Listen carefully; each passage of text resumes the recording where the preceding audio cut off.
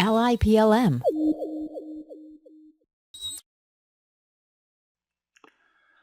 Hello, my name is Brandon Carter. I'm an application engineer with Ally PLM Solutions. Hope everyone is doing well.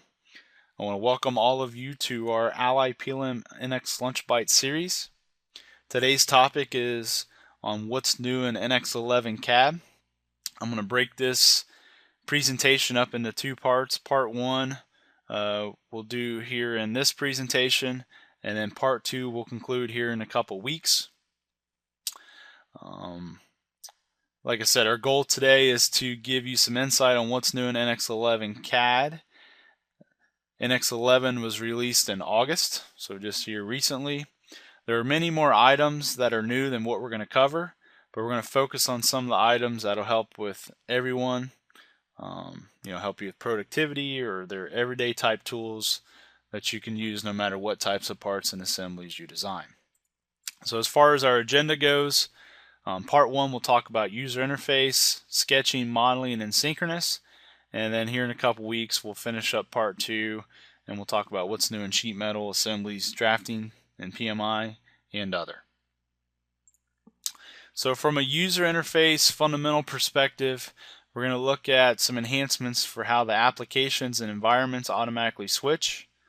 New switch windows idea to help us switch between our open or displayed parts.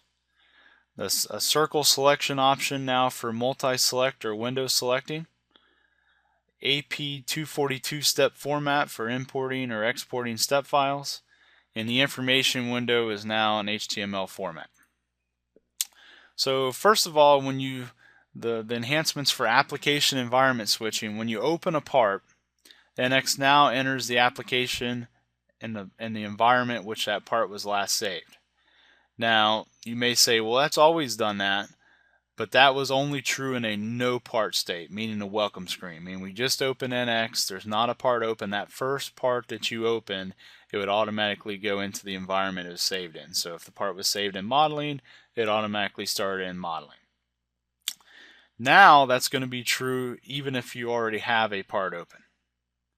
Also, when you change a display part, NX enters the application which you last displayed in that current NX session, or if you've not displayed that part yet, it'll go ahead and look and see what application that part was last saved in and go ahead and enter that application or environment. So just some options to help us switch parts and the proper application automatically show up. There's a new switch windows button. So if you click on switch window, you get nice little previews and tooltips showing which part you want to switch to. You'll notice here in parentheses, get Control Tab is a keyboard shortcut to toggle between any open windows you have. Also, when actually using the window drop down like we would previously, you'll get a nice tooltip when you stop and hover over top of that particular PRT file. Like I said, a circle selection added for multi-select or window select. The default's rectangle. Maybe you've used a lasso previously, but now there's a circle option. The AP242 step format, we can now open that AP242 ISO standard in NX. We can export it. As far as file formats, you'll have the step, the .stp, the step 242 XML or a .stpx, step 242 compressed files, which will be a .stpz, and finally a step 242 compressed XML file, which is a .stpxz. So this AP242 standard improves interoperability between NX and other CAD systems or other visualization tools. Exchange of semantic representation of PMI data is enabled across this format. And for example, the compressed file format produces a smaller file size. And like I mentioned earlier, the information window now displays in an HTML format. It looks a little cleaner. So we'll take a look at that. Alright, so let's go ahead and jump over to NX11. So right now I have a part open. You see splate.prt is my display part of my open part. If I come up here and do the switch window, this new command up here in the quick access toolbar, I could switch over to another PRT file which I have open, which is this drawing, this chead_DWG. When I switch over to that drawing, it is the drawing file, and notice how it automatically switches me over to drafting instead of leaving me in the modeling environment, and then I would need to switch over to drafting to make changes to drawing, etc. Also, underneath window, you get the tooltips beside whatever you highlight over. So it makes it easier to see, hey, which part am I actually switching to based on, instead of just looking at the name. Notice when I switch back over to the component, the model in this case, that it's now over in modeling automatically. It switched me from drafting to modeling. Also, if I go back over to the drawing, if I right click on this CAD and make it the display part, you'll notice that not only does it make CAD the display part, but it'll switch me from drafting to modeling as well. So this is a master model format where I have the drawing in one file and it's a drawing of CAD. So when I make that the display part, it opens up the part and switches me over to modeling. So just some usability there to be able to switch between open windows and display parts, and it automatically activates the application it was saved in. If you notice up here in this tooltip, Control Tab is the keyboard shortcut for switch window. So if I hold down Control and Tab, I can toggle through any open files I have, and if I let go on the particular one, it'll switch over to that window. If I do Control Tab again, here's CAD, Control Tab again over the drawing, it switched over the drawing and made drafting active. If I come back over here to a model and maybe I'm interested in window selecting some faces, here are my multi-select options, rectangle, lasso, and a new one, circle. So if you're not familiar with these, you probably recognize the default. If I just hold my left mouse button down and window select, I can window select, in this case, faces, anything that's inside of that.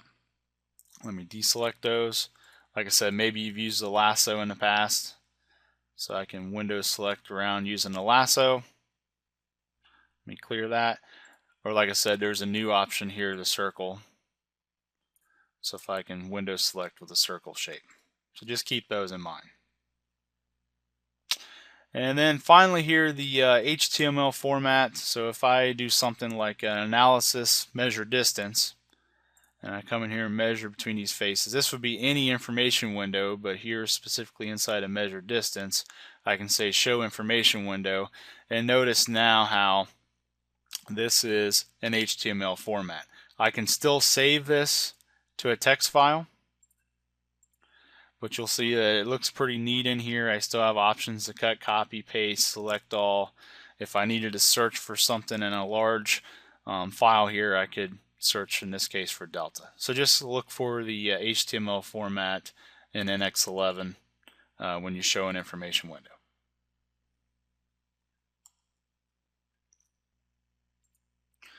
Alright, the next area we're going to talk about is what's new in sketching.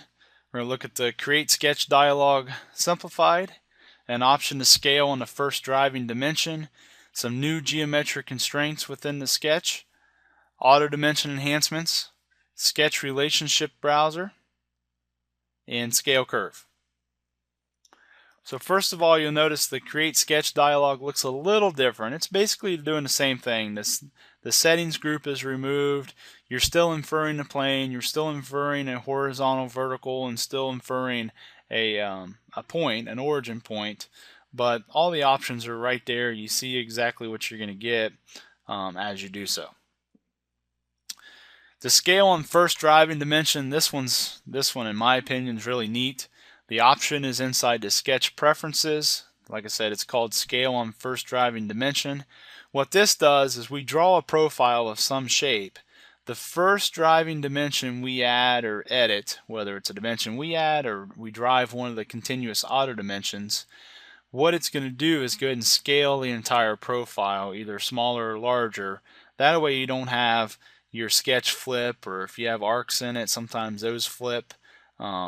It just kind of keeps everything relative size no matter how you actually drew it to start with. We'll take a look at that in more detail here in a minute. there's a few new sketch geometric constraints. There's a horizontal alignment, a vertical alignment now. There's tangent and perpendicular to a string.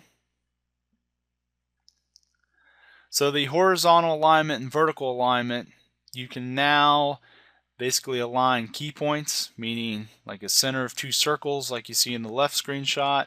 I can do a midpoint to center point, midpoint to origin, and what it's going to do is maintain an alignment. It will also infer that as you create it. This reduces the need for construction and reference lines. There's also a tangent and perpendicular to string. The string that it's applied to must be a recipe curve, so something like project curve. So in this case, you'll see as we start to pull this line, which is attached to the circle, it's going to maintain that the circle is tangent to that line or curve, as well as the construction line being perpendicular to the string. Auto dimension enhancements, so those continuous auto dimensions that pop up, you can toggle on and off the display of them. So that's just underneath your more flyout inside of your sketch tools. There's a new sketch relations browser. You can view by curves, constraints in the tree. You can use this instead of the old show remove constraints command. Whenever you get this in the list, you can right click, you can browse to it, you can fit it to the selection to help you find it, you can convert something to reference, and then you could delete a constraint out of the list. Just like the old, like I said, show remove constraints. Scale curve, this is actually a 2D synchronous command inside a sketch. Maybe you've noticed since NX9 the move curve, the move offset curve, delete curve. Now there's one called scale curve, so I can grab the 2D geometry inside the sketch. I can scale it by a percentage or a fixed value or based on a selected dimension. So let's go ahead and take a look at some of those tools. Alright, to illustrate this, I'm just going to go ahead and start a new file. And first thing we'll do is we'll come over here and create a sketch. So you'll notice the new sketch dialog, there's no settings group anymore. Basically it's the same thing, what's going to be your horizontal or vertical orientation, what's going to be vertical or horizontal as it squares up. So if I come over here and infer that front plane, it still works the same, it's just much cleaner to follow inside of the dialog. Now inside of here, before I even get in here and sketch anything, I want to point out the option for scale on first driving dimension. So if I look at the sketch preferences, you'll see this new option. Like I said, it's called scale on first driving dimension. So what that's going to do for me, if I come in here and create a profile like this, for example, I do have continuous auto dimensioning on. It wouldn't matter if you're using continuous auto dimensioning or not. So right now I drew this L shape a certain size. If I drive an auto dimension, or even if I place my own driving dimension, whenever I change that value, notice how the rest of the profile scaled to be smaller. So instead of this leg moving shorter and this piece, this horizontal line still being up here, everything scaled based on that first driving dimension. That way you don't have lines flipping, I wouldn't have dimension sides, I'd have to come back in and control. Everything just behaves much nicer as I start driving my values. I'm going to go ahead and get rid of that profile. And if I come back, let's do something a little different. I'll go do a rectangle from center.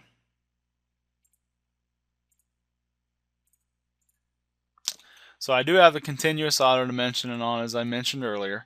Now the auto dimensions here, you can now come up and turn off the display of those. So they're still there, you're just turning on and off the display if there's too many and you don't want to see them for that particular profile as you start adding your own maybe. So you can turn on and off the display of those.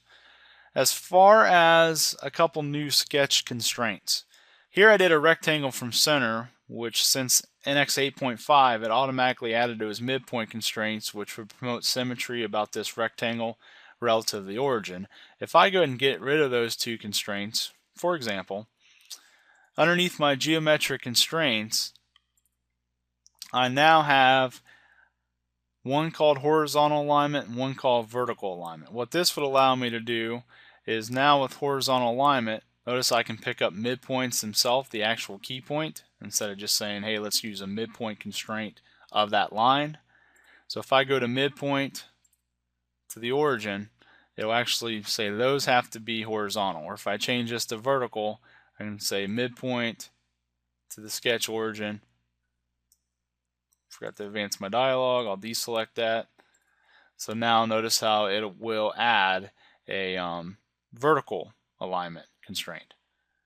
So obviously, just like the midpoint constraint would do, now those two key points here have to be horizontal. These two key points have to be vertical. To take that a step further, if I come up here and draw a circle, and I go back to my geometric constraints, and I do the horizontal alignment, I can pick up the center point of this circle and say keep it aligned horizontally to this midpoint. So then this always has to stay in the center, right? I'm trying to move this up and down, but it can only move left and right. If I take another circle and I come over here and I get the alignment indicator, that little dotted line, and I go ahead and sketch that circle, see how it automatically inferred that horizontal relationship. I didn't have to come back and add that after the fact. So notice that is locked into being horizontal with this one, which is being horizontal to the original midpoint. So what this will do is keep you from maybe doing as much construction geometry. Instead of drawing a line from center to center on those circles and making it reference for construction to make those lines horizontal, you can do that now with constraints.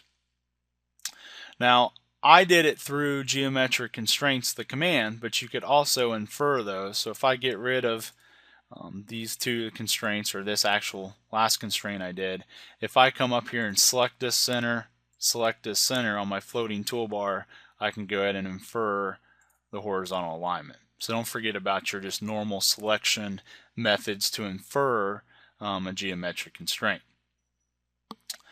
Also, what's new, as I mentioned in the slides, there's a relations browser. This replaces the show/hide constraints. So I can look at this by curves, I can look at it by constraints. If I click on a particular, get back in there. If I click on a particular constraint dimension, it highlights. If I filter this to curves and I click on a particular line, I can see the constraints and dimensions associated with that line. So I can keep drilling down and finding the information. If I right click on one of these, I can browse to it. So now it's just a single selected object. If I change this back to all, if I right click, I can say, hey, fit the view to selection, so I can zoom up on it and it helps me find it. Inside of here, I can delete items, so there I deleted the entire circle. Or if I was coming in here and I needed to delete a particular connect constraint, I could right click and delete it from the list. So there are filters. I can look at all in the sketch.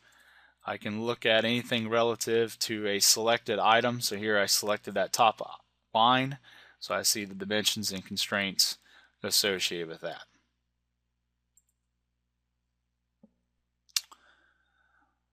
I'm going to go ahead and get rid of this other circle over here for a minute. Another thing I wanted to mention was the 2D synchronous command. So we're talking about 2D synchronous here. We're inside the sketch, the move curve, offset move curve. This is new here in NX11, scale curve. So if I go to scale curve and I grab those curves, basically it's just a scale option. There's different ways to scale, dynamically or with the dimension. If I choose dynamic, you're going to specify a scale point and a motion point. So right now my scale point was inferred here at the lower left hand corner. So if I start to scale this either by distance or percentage, scale factor, see how it's holding on the bottom left hand corner. If I change my scale point maybe to something like the center of the sketch, or the center of this rectangle in this case, see how then it would scale, I guess you could say symmetrically, but basically on center. I can define what my scale point is as well as my motion point. So I can come over here and pick this as my motion point, especially if I was doing something with a distance vector. So I just wanted to point out that you do have a new 2D synchronous command called scale curve. Alright, let me go ahead and grab another part here, and we'll look at a couple more sketch constraints. Here I have a shape and I have an offset plane. I'm going to go ahead and project the edges of this solid over to my new plane. So I'm going to go to sketch. I'll create a recipe curve. Like I said, we'll use the project curve and just grab all the edges of that face. Right, so I just projected those over here. So let me go back into that sketch for a minute. So if I were to come over here and draw a line and a circle here, the new geometric constraints I'm talking about are these. If I come down here underneath settings, you see tangent to string and perpendicular to string. So if I turn those on, this helps if I stay in the command. So if I turn those on, you'll see tangent to string and perpendicular string. So what this allows me to do is pick tangent to string. I can grab that circle and say keep it to this string of recipe curves. Right. So notice how the size increased here for the constraint. Here I could grab perpendicular and say keep this line perpendicular to the string of recipe curves. So now if I come in here and I'm just going to hold this to a certain diameter, as I start to drag this line around, see how it has to stay perpendicular to that string. Also the circle is going to hold tangent to the string as well. So I just wanted to point those out. Perpendicular string and tangent to string. It must be, the string, it must be a set of recipe curves. In this case, for example, projected curves.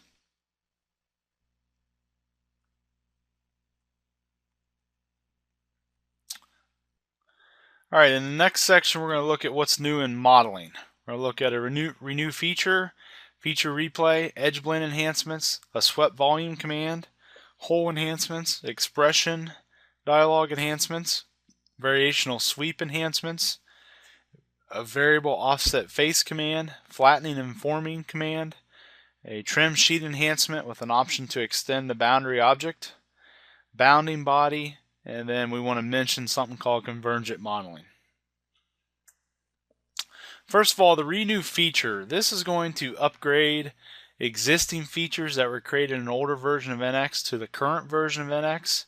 When you renew a feature, it's going to force a recompute and recreate the feature from the latest NX code, which would allow the feature to potentially be faster and more accurate than the original version. Renew feature will eventually cause an update, but it's not the same as an update feature command. The update feature command recreates the feature as is, which means it's using the feature code in the NX version it was originally created. Examples of features that renew feature supports, you see the list here: edge blend, offset curve and face, trim body, face blend, trim and extend, trim sheet. Like I said, you see the list there. As far as the renew feature goes, as far as some notes, some renewed features may be significantly different from their legacy versions, and also features created earlier than NX8 are not supported by the renew feature command. To get to the command, it's underneath the edit menu, so menu, edit, feature, renew feature. Also, feature replay. This is going to replace the feature playback command and the automatic feature replay command. So what you can do with the new feature replay is review features, look for issues during feature replay. The feature that you stop at when you're replaying it becomes a current feature, meaning a current feature in your history tree, your active feature, just like you do a right click make current feature. You can manually step through the features of the model. This would allow you to see how one of your coworkers built the model. You can play, pause, select the starting feature and replay, and also you can set a time interval, which would have been basically what the automatic feature replay did.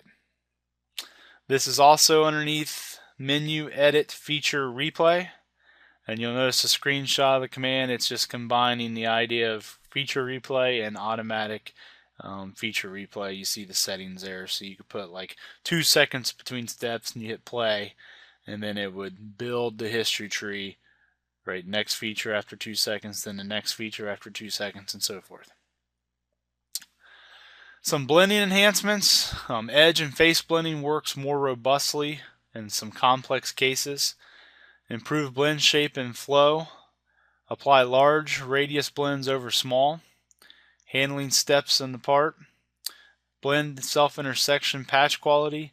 And edit, trim, and attach options inside of face blend. So inside the face blend command on edit, you can go back and change your trim and attach options now. As far as some of the enhancements for how it flows, you see here this pre-NX11, as this radius gets too large, it becomes self-intersecting here, whereas in NX11 it'll come up with a solution to have it transition around the corner. I'll show you this example here in a minute. It's pretty slick. Swept volume. It's going to take a tool body, a solid body, and sweep it down a path, just like any other sweep. It's taking a solid and sweeping it down the path. There's different options for how the tool is going to be oriented relative to the path. We'll look at a few options of that here in a minute.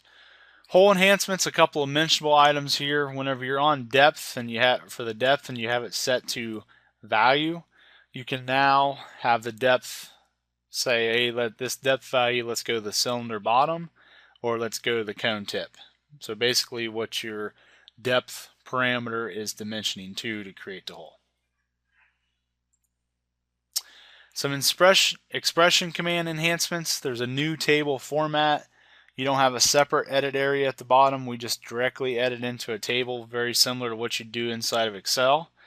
You can edit in place for formula, units, etc. It has an immediate update for future change notification. Basically, you get feedback if something hasn't been applied. There's error checking. It checks to highlight if there's a mismatch between the names or if there's the same name. So here's a screenshot of what that's going to look like. We'll go through it. It's a much more flexible table, in my opinion. Variational sweep enhancements. So this is for the variational sweep command. We can now create multiple bodies.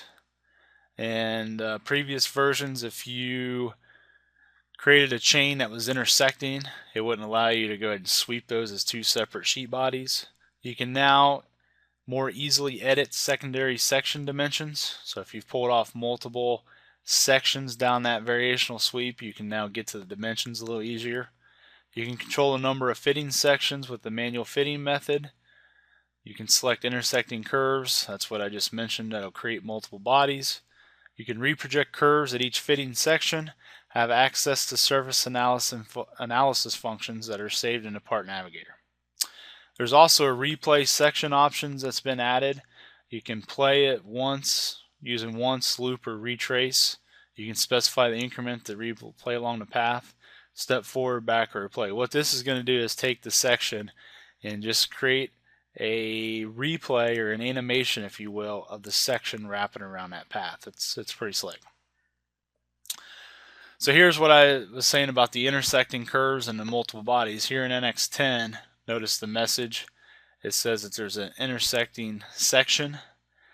And then here in NX11, it's just going to, not extrude, but it's going to sweep those profiles as 2 separate sheet bodies or surfaces.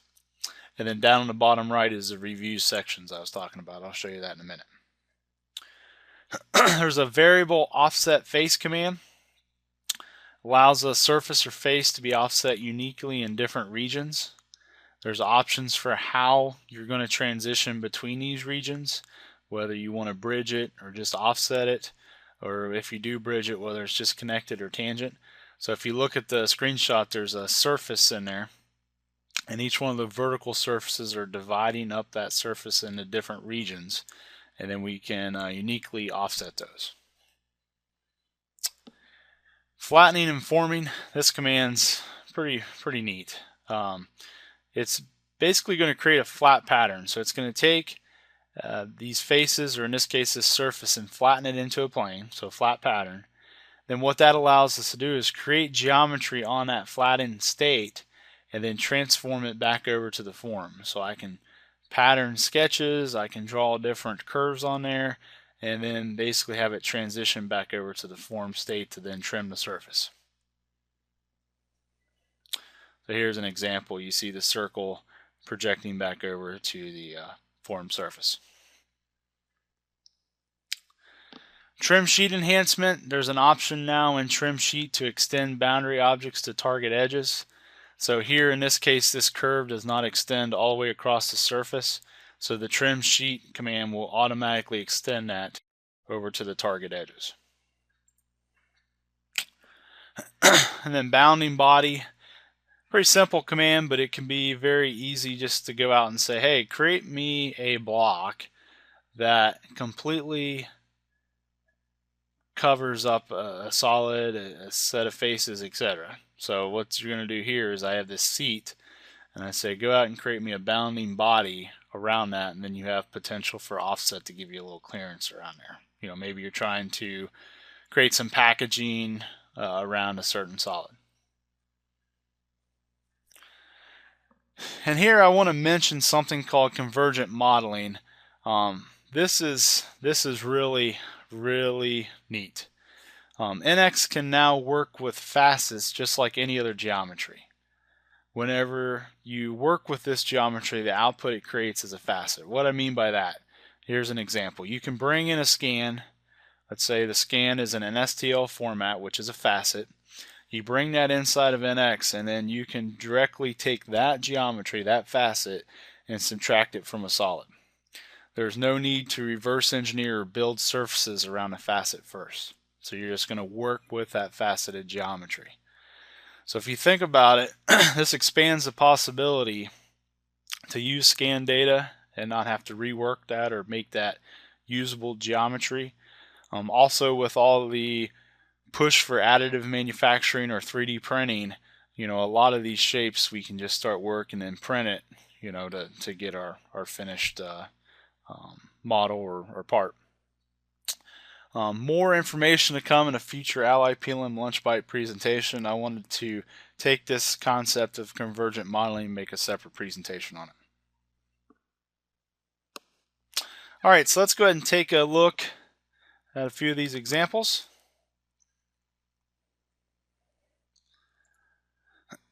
All right, so the first thing we're going to look at here is the blend enhancement. So I have this example from the slide. So if I come up here to edge blend and try to put a blend around here, obviously here I'm starting with a small value, but if I start to increase that radius, when I get to a certain point, right, that's going to become self-intersecting. In NX11, what that does is it actually changes to a workflow or to a solution that will go ahead and transition around there, which is pretty slick.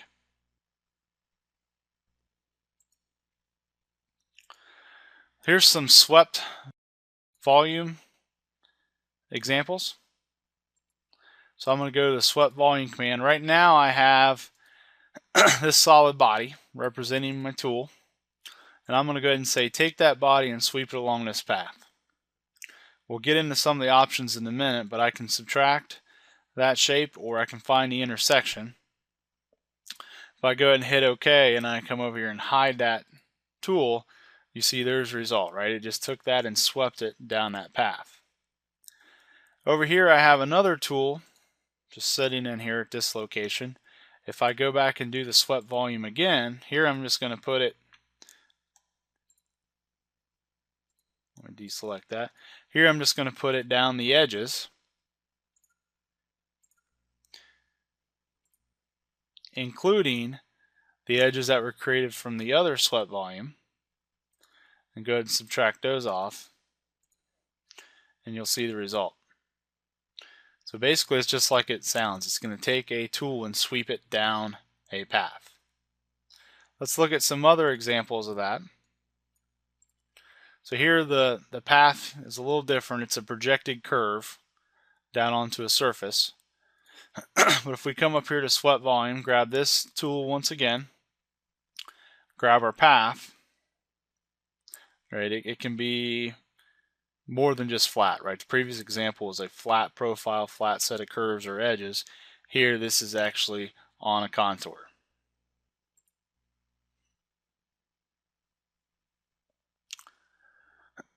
All right, so if you look at this, you'll see the path it creates. It follows that path.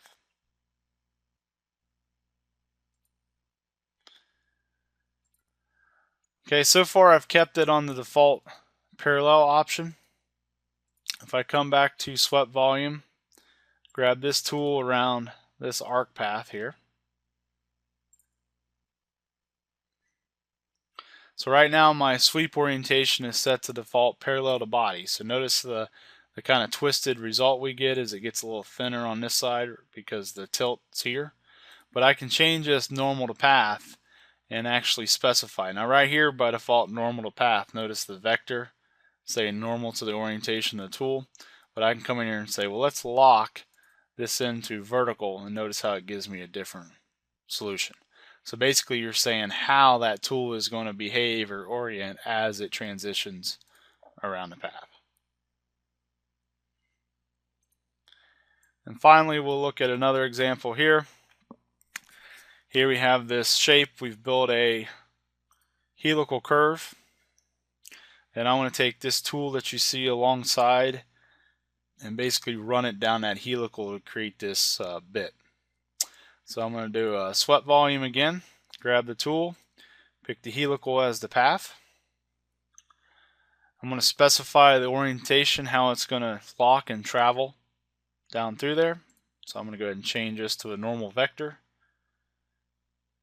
So it's going to take that and wrap it around the helical, leaving us this result.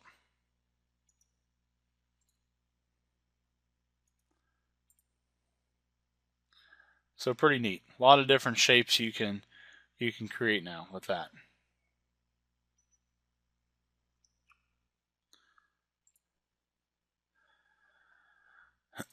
Excuse me. All right. So the next thing we want to talk about is the new expressions dialog. So here another example, another bit here, another tool. So I'm just going to come up and go to the expressions dialog. And the first thing you'll notice is everything looks like a table. All right. As far as everything you see here on the left, we still have access to our filters, whether I'm looking at all expressions or named expressions or measurements or features or attributes. All my filters are still applied there. As far as options, I still have import, export options. I still have update for external change. I still have my buttons to create inter-part expressions. But what you're going to notice, the usability just by typing in here and creating new expressions, building formulas, formatting and dimensions, even copy and pasting is much more flexible. We don't have the lower pane or lower blanks, if you want to, where you would enter and change the formulas. These triangles here allow you to hide and show the settings to give you more real estate there on the screen if you need it. So for example, we have a named expression here called shank length. As far as changing the name of an expression, you just come in here and type your name, your new name, whatever it may be. I'm going to go ahead and change that back. Helps if I can type. As far as changing the values of the formula, I'm just going to double click in there just like it's Excel. If I go ahead and change this, type in a new value. Now over here what's kind of nice is this tells me if something's not been updated yet. Right? So this is pending to change, and very similar to older versions, until I hit apply, right, it's not going to go ahead and update that model. But now notice how the update is gone because I have hit apply. If I come down here and make a couple other changes to some of the expressions, here this expression, UI tool diameter choice, was involved in many different formulas. So notice how it gives me a list of everything that's going to be affected. There's an option over here in your visibility group underneath settings to display only pending changes. What that'll do is filter out any pending changes so you can notice what those are. And obviously when I hit apply and go ahead and update the model, those will go away, and that option will turn back off. Right? There's no more pending changes. So there's a lot of feedback you get as you're updating these formulas and values. Let's go ahead and build some new expressions. So I'm just going to click new in here for, let's do one more. So I got 1, 2, 3, 4, 5 blank expressions waiting for names and formulas. I could even do something like this. I could go to Excel, copy my cells, just right click copy, control C, whatever.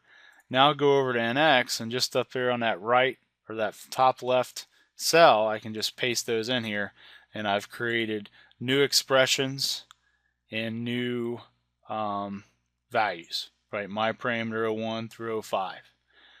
You can even copy and paste very easily right here inside the expressions dialog. Here I'm selecting this 445. I'm just going to do a control C for copy, grab multiple cells, so to speak, underneath formula and do a control V to paste, and see how those values have updated. I can select multiple values here, do a right click and edit, and I can come in here and change all those values at one time. Now they're all one value.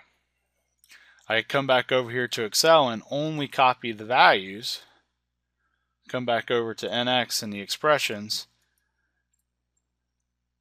select those and paste. So the flexibility with copy and pasting, not only within the expressions table, but from Excel is very handy and very flexible. One thing you'll also notice as you start to create new expressions, the type of expression updates automatically. It's intelligent, meaning if I wanted to create some kind of string expression, so I'm going to create a new expression called my string. All right, and for a string we put that inside a quote. So I'm going to start my first quote and just give it a sample here. So whenever I put that inside of quotes, it understands that that's a string type expression. I could have changed the type down to string, but it knows it because it's inside of quotes. Or if I create a new expression and I do let's see, let's do a list this time. So I'm going to do my list, and a list goes in between the brackets. So if I do 1, 2, 3, end of my brackets, it's going to change that to a list. If I build some expressions that I'm going to use in formula, so maybe I create something like my distance is going to be 32. Right now it's millimeters in length, so that's fine. So that's 32. Then maybe I have another one that's going to be my time, and that's going to be 30 minutes. So this time I'm going to change this to time, and maybe I change this to minutes. Then maybe I need to create a new expression that's going to be called my speed. So I'm going to do my speed equals. Now instead of typing, I can come down here and find my distance and double click. Whoops, sorry about that. So here I'm in formula for my speed. I'm going to double click my distance. See how it automatically added my distance. Slash for divide. And basically what I did when I did that double click on my distance is I did an insert. So I can right click on my time and do insert, and that's what adding that in there. And whenever I do that, see how it changed the dimension to velocity, right? Because it was length divided by time and understands velocity. So overall, a lot of usability enhancements here inside the expressions dialog. Being able to create expressions on the fly, be able to edit, build formulas, copy and paste. Everything's just like a new table format, which makes it very easy to use. All right, in our next example, we're going to look at some variational sweep enhancements. Go ahead and grab another file here. So if you look at this profile, we have a sketch along path, and notice how there's intersecting profiles, and then this is going to be our path that our sweep sweeps down, or variational sweep. So if I go to variational sweep, grab my section, everything previews, but notice now with NX11, even though that's an intersecting profile, it will go ahead and create two sheet bodies. Before I show you that these are two sheet bodies, let's take a look at this review sections, which is also new. If I turn on review sections, what this is going to allow me to do is either with play once, loop, or retrace, I can basically play the section as it sweeps down the path and see its behavior. For percent path increment, this is going to be how many sections, or visually how many sections it's going to sweep across here as it plays this animation. So if I do 1, it has to be greater than 0. If I do 1 and I have it set to play once and hit play, see how it's going to go every percent and add and basically play that section transitioning down that path. If I go ahead and rewind it to the start and I do a loop, then it'll keep playing it over and over again, looping it. Right, so basically it's 0 to 100% of the arc length every percent. That's what we're defining there. Then finally, if I do the retrace, it'll play it down and it'll come back.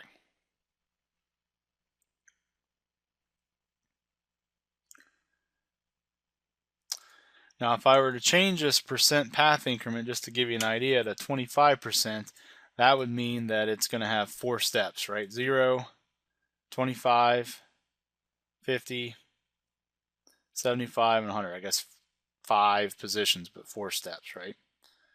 So if I play this, obviously it's going to keep jumping, but you get the idea of what the percent path increment is doing. Alright, so back to the intersecting sketch. If I go ahead and hit OK on this, this is actually providing 2 sheet bodies. Like I said, in NX10, it would tell us that the sketch has intersecting curves. So now what I could do with this particular example is I could go ahead and do something like a trim and extend, make a corner between this surface and this surface, and I could say keep to the one side or the other and end up with a result like that. But the main thing we're talking about is the intersecting curves creating multiple sheet bodies and the replay option where it'll actually play the sections transitioning down the path. The next command we'll take a look at is the variable offset face. So here's the command variable offset face. What I'm going to do with this command is we're going to come in and grab the body faces of this surface, and then these vertical surfaces, we're going to use them to define different regions. So think of them as basically splitting this selected face or surface. And based on those selected regions, it creates different regions in which we can offset, hence the command name. So here at region 1, I'll show you what the bridge option means here in a minute, but here at region 1, if I enter something like 10 millimeters, see how it's going to offset that surface and it's staying normal to this region boundary. Right? That's where it's dividing that region. That's the projection, I should say. If I go on to region 2, and I can click the handles or pick from a list, just like you're familiar with inside of NX. If I do something like 5 here, I can pull these handles. All right. Now one thing I want to point out is back here with region, let's see, region 4 and region 5. So notice how even though there's only 2 surfaces splitting these up left and right, there's a region 4 in front and a region 5 in back. The reason why there's different regions there is because there's this cutout, this void in here, right? So technically this is a closed region and this is a closed region. So with region 5, I could do something like, hey, let's make that -5 so it offsets 5 above. I'll come back to region 4 in a minute. Let me go ahead and offset this last region here in the back. Maybe I'll do that one -10.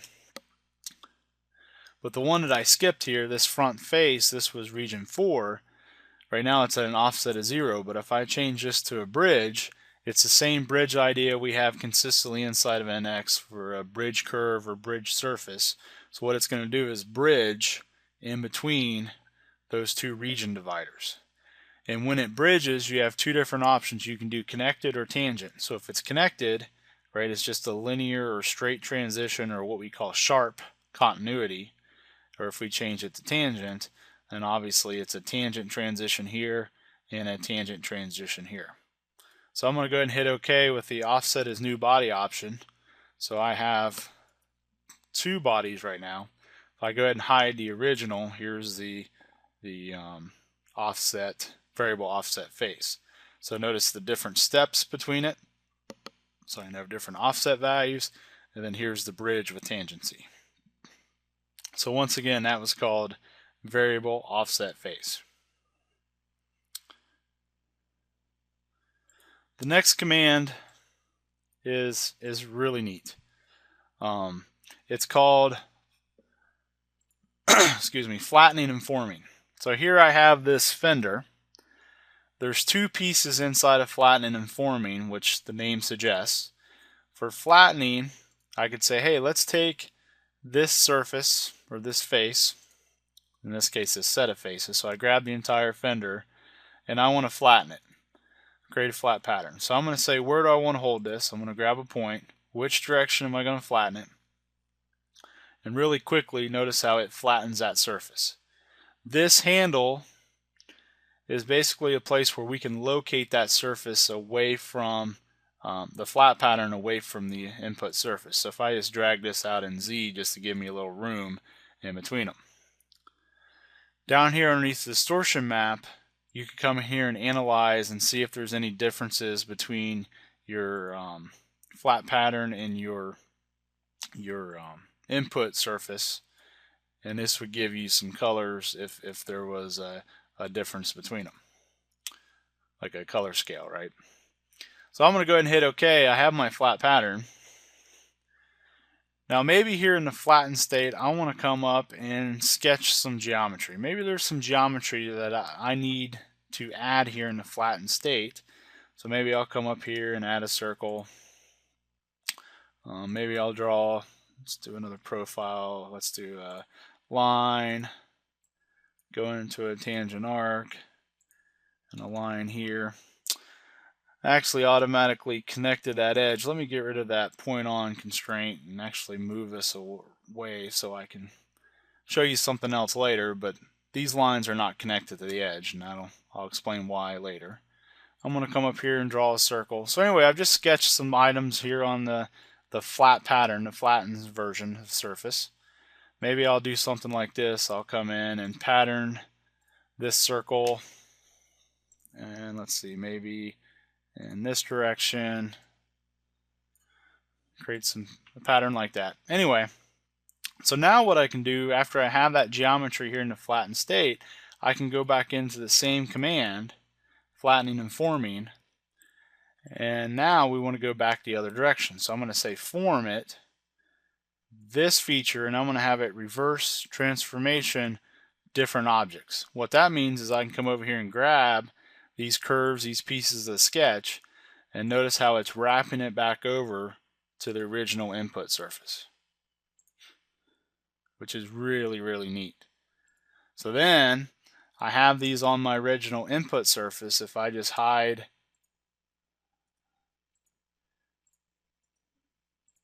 my flat pattern and my 2D geometry here for a minute. So now I could do something like you'd expect, just trim out those areas. So I'm going to trim the sheet to this information. And one thing I want to point out, also new in NX11, is this option with trim sheet to be able to extend the boundary object to target edges. So notice how it automatically extends that over. So then I've removed those shapes. And it was easy to create those shapes in a flat pattern and just transition them back over using flattening and forming. To do another example of the trim option that was added, if I just open up this surface, notice that this curve does not extend all the way across. So if I go back to trim sheet, same thing we just mentioned, I pick this curve as my trimming option. like I said, extend boundary object to target edges in new N11. If I turn that off, that would be the behavior we got in NX10. So I turn that on, notice how it's going to linear extend that object until it meets the target edges. So now it'll go ahead and create that solution. And then finally here, we'll look up an example of the excuse me, the bounded body. So if I come back to my Home tab and go to the bounding body command, I can just come in here and grab solid bodies, features, etc. And what this will do is just create a box around the extremes of that. There's options in here to provide some kind of offset. So 0 would mean it's the exact same size of the complete outside extreme of that body in XYZ. Here I've added 100 millimeter offset. You also have the option to show size dimensions. So there's the size of the box it would take to encompass all those solid bodies of the seat with 100 millimeter offset. So it's just a quick and easy way to create a bounding box. This is great for figuring out packaging or a volume that a particular part's going to sit in.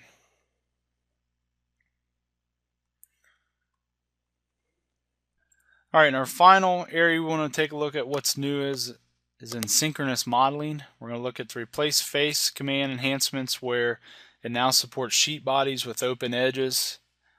You may have noticed in previous versions it would have to be like a solid body to have that result. Now it can be an open edge sheet. Delete face, it now can provide a multi-body output. So if you have something like this, which is an entire single solid body, and you delete these faces in the center, it will give a result of 2 healed solid bodies.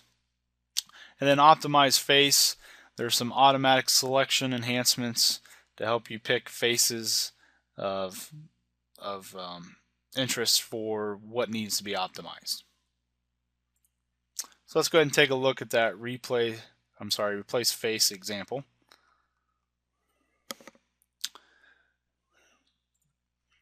All right, so notice this is a open surface sheet body, if you will. Right, it's an infinite thin construction surface. So now, if we go to replace face, I can come up here and grab this face and replace it with this tangent chain, and the surface will update. So it will work with sheet bodies with NX11, open sheet bodies.